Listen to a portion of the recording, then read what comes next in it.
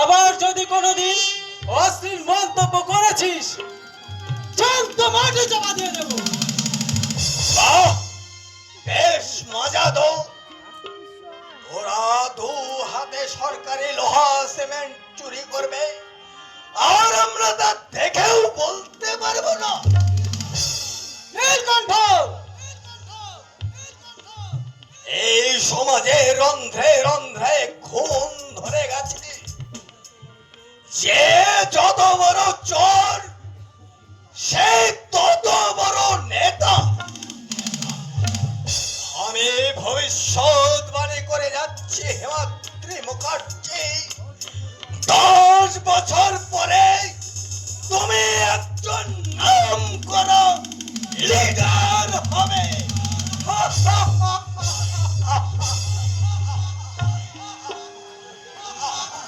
কি ব্যাপার মামা, হঠাৎ এই বৃদ্ধ মানুষটাকে খুন করতে উদ্যত হয়েছিল কেন? বেটার ভাগ্য ভালো তুই এসে পড়েছিস, নইলে বেটাকে আজ। মামা,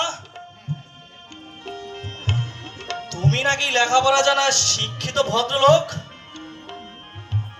কিন্তু তোমার মুখের ভাষা ওই কুলিবের মতো কেন?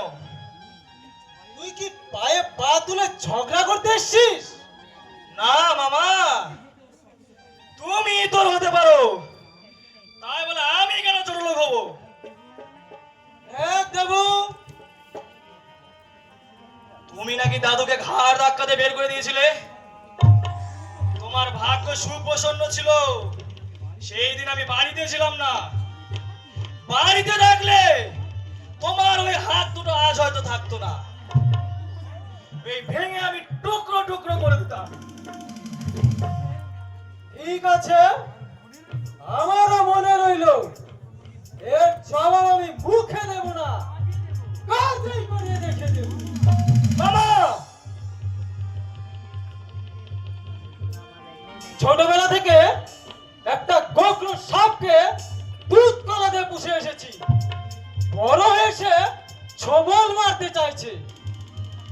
কিন্তু মনে রাখিস দেবু, আমার নাম হিমাদ্রি মুখার্জি, মার খেয়ে আমি কখনো হজম করে যাব না, হজম করে যাব না। এদের অর্থের অহংকার আমি চূর্ণ করব। অশুভ শক্তির কাছে আমি কোনোদিন হার মানিনি, আজও আমি মানব না।